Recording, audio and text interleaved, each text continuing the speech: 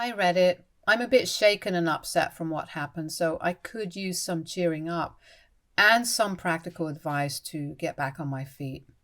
During the 30 years of my conscious life, I have noticed that my older brother, George, 31, male, has always been the golden child of my family. He always got more than me regarding everything. George knew he was the obvious favorite, which is why he developed a superiority complex. He knew no matter what he did to me, my parents would only punish me. It was obvious my parents cared for him a lot more because he got the lion's share of everything, unless people like my grandparents and relatives would call them out on it. This is why my parents packed us all up and moved us about 150 miles away from our relatives, so they could only see us on holidays. My brother was physically abusive towards me while we were growing up, and my parents did nothing to stop that. My father would even say that this is how brothers behave with each other and I should toughen up. When I got my first girlfriend, George would flirt relentlessly with her to the point that she got extremely uncomfortable and broke up with me. I had a huge fight with my brother regarding this and even complained to my parents, but they just laughed it off, saying I was being childish. My parents would take him on more vacations while I was left with my grandparents by giving me excuses like they couldn't afford another ticket and they would take me some other time. I didn't mind being around my grandparents though because I loved them. George would get whatever he wanted no matter how expensive it was.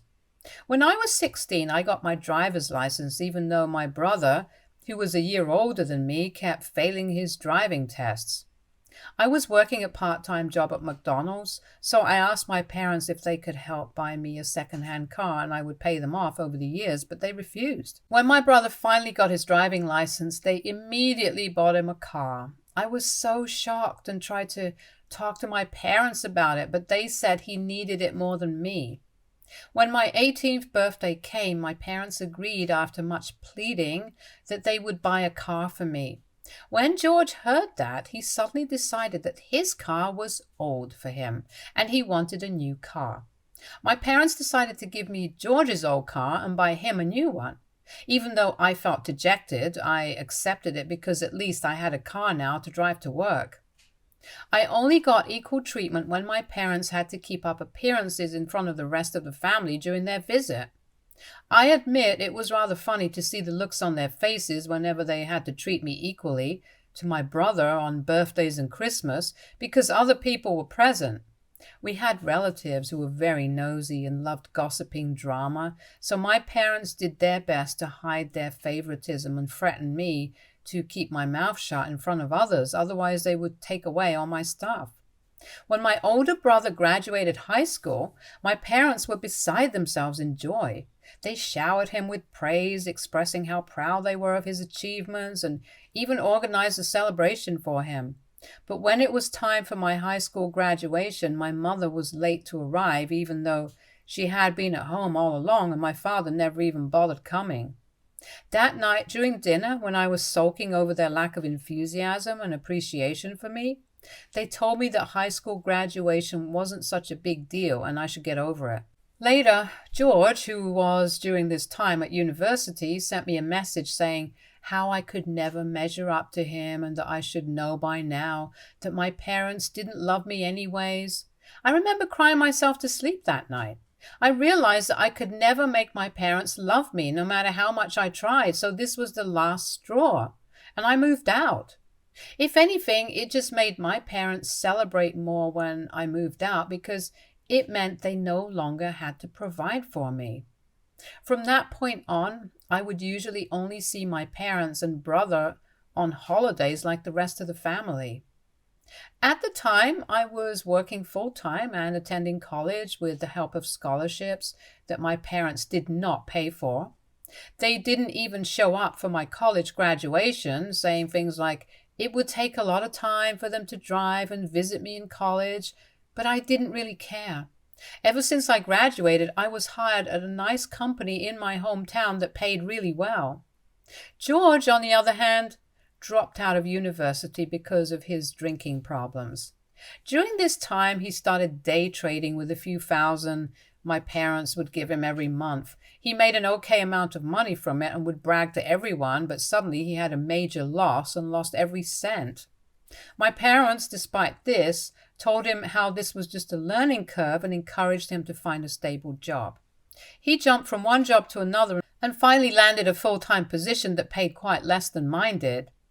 George and I would barely speak, but whenever we did meet during Christmas, he would always find a way to subtly remind me of his perceived superiority. He would try to imply that his choices were superior to mine, even though the reality spoke otherwise. His lower-paying job and tumultuous personal life contradicted the facade he tried to uphold in front of others, but I didn't mind his taunts, as my well-paid salary spoke for itself. Now, coming on to the story, my father owns a small manufacturing firm that he had started on his own. Roughly 5 years ago, his manager left in a hurry when they got an offer from a competing company. During this time, my parents were quite worried since my father was getting old and it would be impossible for him to oversee everything on his own. My father also didn't want to hire someone new and teach them everything from scratch for them to only leave the company again in a few years. So my father invited both me and my brother for lunch, a rare occasion for the three of us to sit together. I was quite surprised that my father had personally requested me to be there. As we sat around the table, my father got straight to the point. The family business was on shaky ground and he needed our help. He explained that the manager had left and he had been struggling to find a replacement. With the business facing tough times and bankruptcy looming on the horizon, my father was desperate for help. He looked at both of us with a plea in his eyes. I kept quiet because even though I would have happily decided to help my father because I knew that he mostly wanted my older brother's help anyway, I waited for George to speak. To my surprise, my brother immediately dismissed the idea. He scoffed at the notion of working in a small family business and claimed that he wasn't interested. His lack of concern for our parents' livelihood was apparent, and it was clear that he saw their business as beneath him. My father kept requesting him again and again, but George told him that he could not risk leaving his job to work for the family when it could all amount to nothing. I could see how hurt my father was hearing this. It was shocking for me too, since I had thought George would jump at the opportunity of taking over the business since my parents favored him so much. My father, growing increasingly anxious, turned to me with hope in his eyes. He told me how he really needed my help and that he couldn't bear closing down his business. I earned quite well, and because I lived alone, I had considerable savings, which I knew could help my parents out. I know I was a fool, but after a moment of contemplation, I decided to step up and accept the challenge. Despite the years of mistreatment and neglect, I couldn't bear to see my father's business crumble. I agreed to help, with the intention of turning the struggling business around. I even offered to give up my savings to fund the family business and help grow and expand it. My parents were extremely grateful for my help and thanked me profusely. Fast forward 5 years, and I have poured my sweat and soul into this company.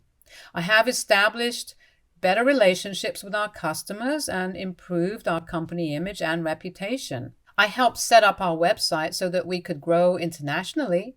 I brought our non-existent documentation into order and established a company quality system close to ISO 9001. I improved the production, quality control, testing processes so that there weren't so many defects in manufacturing. Hell, I help our employees with packing, cleaning, carrying heavy boxes when they're busy or when I have free time because why not? Throughout all of this, my father did absolutely nothing. He hardly understood technology and would only come to oversee major orders. I was basically the only one handling everything. As the business thrived under my management, my parents gradually began to acknowledge my capabilities. I was confident that eventually I would be the one getting the family business, but I did not mind splitting it with my brother if he ever showed any interest. My relationship with my parents had improved considerably during this time. Even though they didn't blatantly favor me like they had favored my brother, they did respect me more, or so I thought. My grandparents were also happy to see how happy I was, as I was being treated like a son by my parents for the first time. 3 years ago, George had come to my parents to inform them that he was getting married. Everyone was shocked to hear this since we didn't even know he had a serious girlfriend to begin with. Turns out he met Donna just a month ago and they wanted a shotgun wedding. This was a huge red flag for me since they hardly knew each other, and I told my brother about it, but he scoffed, saying how I should keep my nose out of his business and that I should not act over smart just because I earn more than him. After this, I have always stayed out of his life. When George got married, everything changed. My parents were the first ones to be cut off by Donna because she found them too overwhelming and didn't like how they fanned over my brother.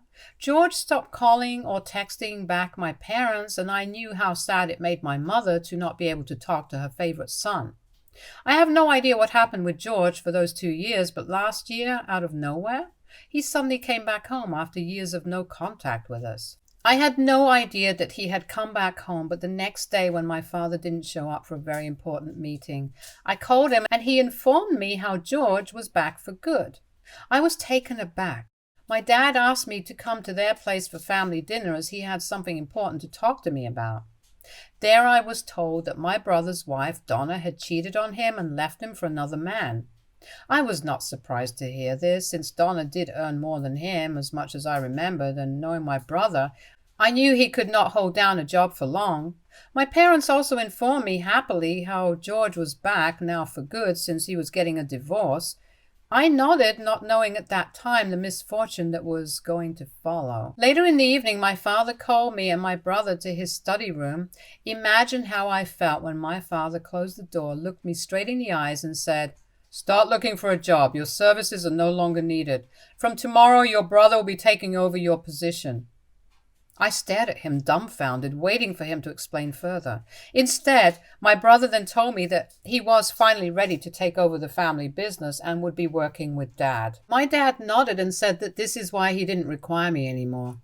I sat feeling confused as I just couldn't comprehend how easily my dad was removing me from his business when I was the one who had decided to quit my job and help him with all my savings. I looked at my dad and asked him why couldn't my brother and I work together since this was a family business and I was the one who had expanded the company so much, so I deserved to have this position. And my brother could start from the bottom so that he could learn the ropes of the business. But George scoffed indignantly hearing this. He told me that I was just a placeholder for him and this business was always going to go to him anyway, so I should stop being so immature about it. I argued with my father how I had turned our losses into profits and he could not just do that to me, but my father firmly reminded me that I was an employee just like everyone else, and he had every right to fire me. He told me that he didn't want to embarrass me further by making me serve a notice period, which is why he wanted this change to be done immediately. I asked my dad if my mother knew about this as well, hoping that maybe she could convince him otherwise, but he nodded, saying that my mother had wanted this all along, since this would mean that my brother could stay with them forever. I was devastated, seeing how cruel my family was to me. I couldn't believe that they had used me when they wanted and were now discarding me once their favorite child was back. I calmly told my father that he needed to pay me back all the savings I had invested in his business so that I would have something for me to start afresh, but my father and brother got pissed hearing this. My brother started asking, how dare I ask our father for my money when our parents had spent so much money on me during my childhood. My dad nodded and said that it was my choice to invest in the family business and that I should feel ashamed for asking him for it back. My brother then remarked on how ungrateful I was. Hearing this, I lost it and screamed at him. "You have no idea what I went through growing up under your shadow, enduring your constant abuse and our parents' blatant favoritism. I've worked tirelessly to save this family business from bankruptcy, and now you think it's unfair for me to ask for what's rightfully mine?" My father's face twisted with anger, seeing how I was yelling at my brother, and he vehemently declared, "You think you deserve money? Your brother is right. You are ungrateful, and I won't give you a single penny or the family business. I will also be removing you from the inheritance because of how greedy you are. Now get out of this house." The weight of his words hit me like a sledgehammer. For the first time in a long time, I felt my heart breaking because of how my family has always continued to treat me. The dream of inheriting the family business and receiving what I believed was rightfully mine shattered before me. My father's anger was palpable, and the denial of both the business and the inheritance felt like a cruel betrayal. I took a deep breath, trying to calm down. I told my dad, "Okay, if that's what you want, I'll go my own way. You can keep your business and money. I'll start from scratch and build my success. One day, you'll see you made a mistake." I didn't stick around for their response filled with more negativity. I just walked out of the house. After that day, they never reached out to me again. My grandparents eventually found out the news of my brother coming back after years of no contact and taking over the business, and how my family had kicked me out and reprimanded my parents, but it was too late by then. It's been 6 months since I left my family business and stopped all contact with my family. Facing the days that followed was tough. I had to come to terms with the reality of starting over. It hurt knowing my family didn't want me, but it fueled a determination to succeed on my own. At first, finding a job seemed challenging. I hadn't worked a regular job for a long time, and after managing our family business, I realized how good I was at it. Then, a bright idea struck me. I decided to approach companies that were in direct competition with ours. I highlighted my skills and experience, emphasizing how I had successfully managed my family business and turned it around. Surprisingly, a couple of companies were interested in what I had to offer. I went for interviews, and eventually one of them offered me a job. It was a fresh start, and I was eager to prove myself in a new environment. The new job was challenging, but I tackled each task with the same determination I had used to save my family business. Slowly, I began to rebuild my life and regain the confidence that had been shattered by my family's rejection. As the months passed, I not only found stability in my professional life, but also in my personal well-being. The absence of toxic family dynamics allowed me to thrive and discover my true potential. Everything was starting to go well in my life when last week, out of nowhere, my parents contacted me. I ignored their calls at first, but they kept calling and sending me multiple text messages. Eventually, I decided to answer, curious about what they wanted after 6 months of silence. My parents' voices sounded anxious over the phone. They asked me if I could help them out paying their bills this month because their electricity had been cut off. I was taken aback hearing their sudden demand. No, how are you? It's been a long time, or even sorry. Just straightforward asking me to pay their bills. I calmly told them to ask their successful son to pay them and not to disturb me again. Hearing this, my mother on the other line started crying, and then I was told how the family business was now in serious financial trouble and on the verge of bankruptcy. My father went on to say how they needed my help desperately. It turns out my parents have lost everything thanks to the golden boy who used nearly 90% of my parents' savings, plus retirement, in investing in crypto and day trading. He convinced them to invest it all in crypto at the beginning of the year, and they listened to him, thinking how their money would triple. But one market crash and a rug pull later, and it's all gone. George was also failing miserably in the family business, and all the workers hated him. He clearly had no idea how to manage everyone, which was no surprise, and the family business had lost a lot of contracts and major clients. I couldn't help but laugh bitterly at the irony of the situation. After years of mistreatment, my parents had the audacity to expect me to come to their rescue. I told them that I was not going to forget how they kicked me out of the family business and inheritance, so they should forget calling me ever again. My parents tried to argue back, saying that I owe them for everything they had done for me during my childhood and that I should be a better son to them. I was getting so pissed at their audacity, so I took a moment to collect myself and calmly reminded them of the years of favoritism, mistreatment, and the savings I had invested in their business, which they had never paid me back for. I pointed out how I had turned their struggling business into a thriving one, all the while being treated as a mere employee. I warned them that if they ever contacted me again, I would take them to court to force them to pay me for the savings I had invested in their business and force them to sell their house to have to pay me back. The conversation quickly turned into a heated argument when my parents heard this, but I stood my ground and firmly told them that I wouldn't be coming to their aid no matter how much they cried about it. It felt liberating to finally stand up for myself and reject their demands. I couldn't believe the audacity of my parents to think I would forget years of mistreatment and come running when they needed help. I ended the call knowing that I had made the right decision for my own well-being. Since then, I have received messages and calls from them, my brother and other relatives saying how I should help them out and that I'm being too cruel. Only my grandparents, with whom I stayed as a child while my parents went on vacation, have stood by my side, knowing how my parents have behaved with me over the years. AITA for refusing to help my family out now that they have lost everything thanks to their golden boy. Update 1. I wanted to express my heartfelt gratitude for the overwhelming support and encouragement I have received from this community. Your words have been a source of strength during this challenging time, and I appreciate every comment and message that has come my way. It means more to me than I can adequately express. The reason all my relatives have found out about this is because my parents reached out to one of their cousins for help when I refused. Instead of telling them the entire story about how my brother was behind their business going bankrupt, they told him how my brother was trying to work a way to support them at such a tough time, while I had blatantly refused to pay their bills. They straight up lied, knowing that I would be blamed by everyone just to not embarrass my brother. I agree with everyone that I should not keep my mouth shut anymore, since what my parents have done to me cannot be forgiven or forgotten.